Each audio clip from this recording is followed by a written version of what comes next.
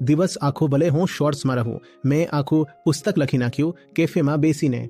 એ પુસ્તક બિલકુલ કોઈ ઊંચા ગ્રંથ જેવી હશે લખી નાખી, અને એ શોર્ટ્સ પહેરીને જ લખી. એ પહેરીને હું ગ્રંથ તો લખી શકું છું, પણ તમારી સાથે વાત નથી કરી શકતો. એ વેશ કેમ ખરાબ થઈ ગયો જો એ પહેરીને મેં આ લખી નાખી હોય તો? અને જે દેશમાં છું ત્યાં એવા વસ્ત્ર ધારણ કરીને આવી જાઉં બોક્સર શોર્ટ્સમાં તો અરે રે રે રે.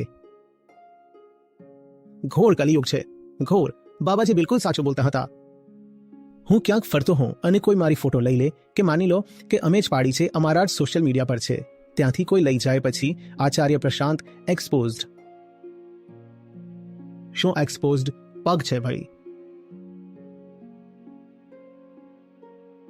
યુદ્ધમાં ઉભેલા શ્રી કૃષ્ણને પણ લાંબી લાંબી ફૂલોની માળાઓ પહેરાવી દે છે. યુદ્ધમાં યોદ્ધા એવી ફૂલોની માળા પહેરીને તમે પાગલ થઈ ગયા છો? ત્યાં સામે દુર્યોધન ઊભો છે પહેલવાન, અને ભીષ્મ ઊભા છે બાણોની ધાર લઈને. એ ફૂલોની સુગંધ લેશે?